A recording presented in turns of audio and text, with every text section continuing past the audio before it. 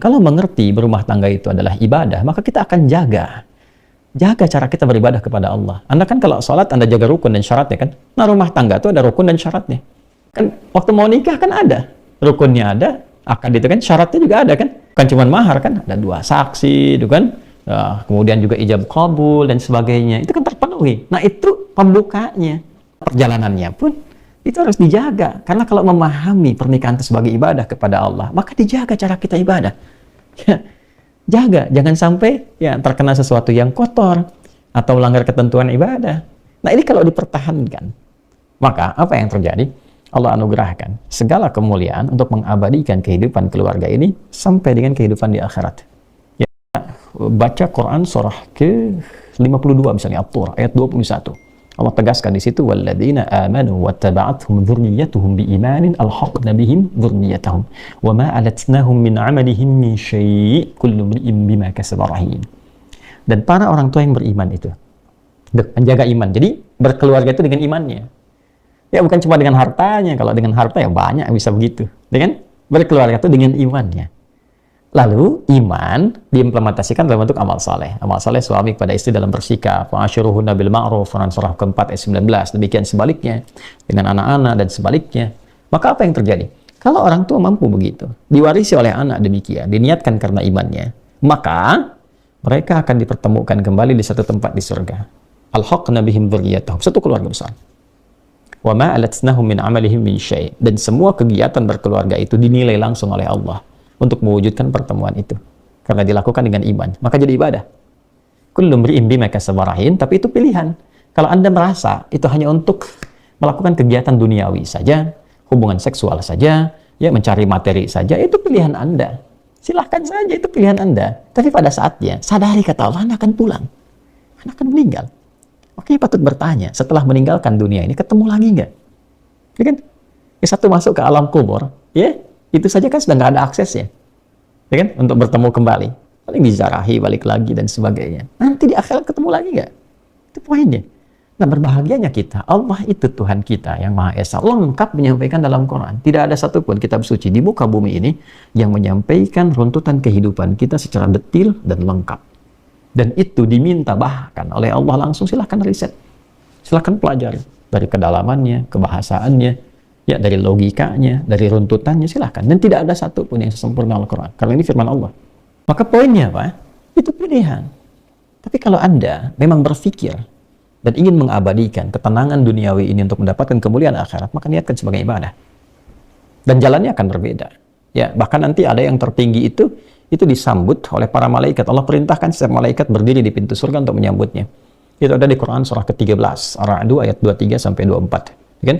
Jannatu 'adni yadkhulunaha wa man salaha min abaihim wa azwajihim wa dhurriyyatihim wal malaikatu yadkhuluna 'alaihim min kulli bab. Salamun 'alaikum bima sabartum fa ni'ma 'uqbad dar. Ada satu keluarga besar yang masuk dari surga Aden. Satu keluarga. Ya, ada suami dan istrinya, ya. Bahkan ayah ibunya. Suami istri, ayah ibu, dan keturunan ke bawahnya anak cucu. Keluarga besar masuk. Masya Allah. Ya, saat masuk itu Allah perintahkan pada malaikat berbaris di pintu surga, sambut mereka dan selamati. Maka malaikat menyelamati mereka dengan kalimat salamun alaikum bima sabartum. Selamat ya, Anda sabar dalam menjalani kehidupan di dunia. Sabar, karena sakinah itu kan lekat dengan persoalan. Maka Anda sabar menunaikan sholat, sabar tahajud, sabar berpuasa sunnah, sabar berdoa kepada Allah, sabar dengan qanaah atas rezeki yang Allah berikan, sabar membina kehidupan rumah tangga. Lakukan karena Allah. Kalau cuma karena peran suami dan istri, capek rumah tangganya. Tapi kalau dilakukan untuk menaati Allah, ada keringanan nantinya. Gitu. Kalau semua ditampilkan seperti itu, capek hidupnya. Tapi kalau kita lakukan, lillah, sudah. Allah yang titipkan, ya jalani dulu aja. Bismillah, pelan-pelan. Dia akan ketemu jalannya, Allah akan arahkan pada kebaikan yang mendekatkan kita kepada Allah. Itu poinnya. Ya. Maka malaikat mengatakan, Salamun alaikum bima sabartum. Sekarang nikmati hasilnya. Fa ni'ma 'uqbad dar. Silahkan nikmati tempat terindah ini yang belum pernah dijamah dirasakan oleh siapapun. Ya, dari kalangan makhluk Allah Subhanahu wa ta'ala.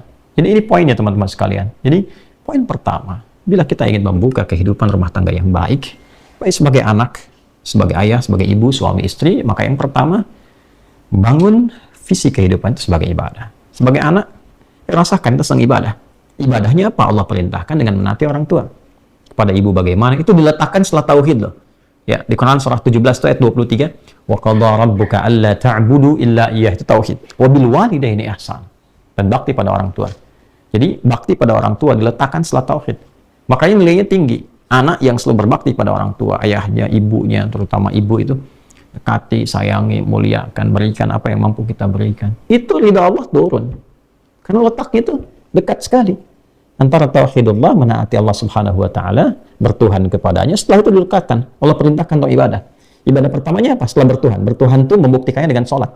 Itu ada di Quran surah 20 ayat 14. Innani anallahu la ilaha illa ana fa'budni wa aqimis salata li dzikri. Sudah kita salat, menyembah, bertuhan kepada Allah, diperintahkan kita. Hal pertama yang dilakukan sebagai implementasi salat, mencegah perbuatan keji dan mungkar, dampaknya kepada khalayak luas dari makhluk Allah, orang tuamu dulu. Ya, jangan sampai baik pada orang tua orang lain, baik pada orang lain, pada orang tua sendiri ada masalah. Ya, wabil walidaini ihsana. Ya, bahkan walaupun dalam keadaan sepuh, ya terus hormati, sayangi, muliakan, itu dampaknya ke rumah tangga apa? Luar biasa. Dampaknya kepada pribadi kita bukan? Luar biasa. Ya. Adik-adik yang sedang belajar, teman-teman misalnya, minta ridha ayah, ibu. Ya. Saya melakukan demikian. Minta ridhanya, minta doanya, dan dampaknya luas sekali, besar sekali. Ada ketenangan, kedamaian, ketentraman, keyakinan, ya. Dan Masya Allah, ya, babnya ke depannya kesuksesan, kebahagiaan. Itu poinnya. Boleh jadi Allah akan cukupkan. Pokoknya kalau diarahkan ke ibadah, Allah berikan qanaah. Setiap rezeki kita syukuri. Nanti ujung-ujung di akhir puncaknya itu, semua kenikmatan datang.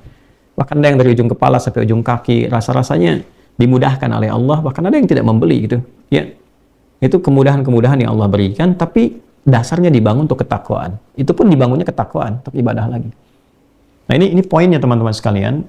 Bagian pertama yang kita pelajari dari fikih kehidupan berumah tangga untuk semua, bukan hanya untuk yang mau menikah. Ini babnya untuk semua. Dan semua kita kan berasal dari madrasah pertamanya di rumah. Ya kan?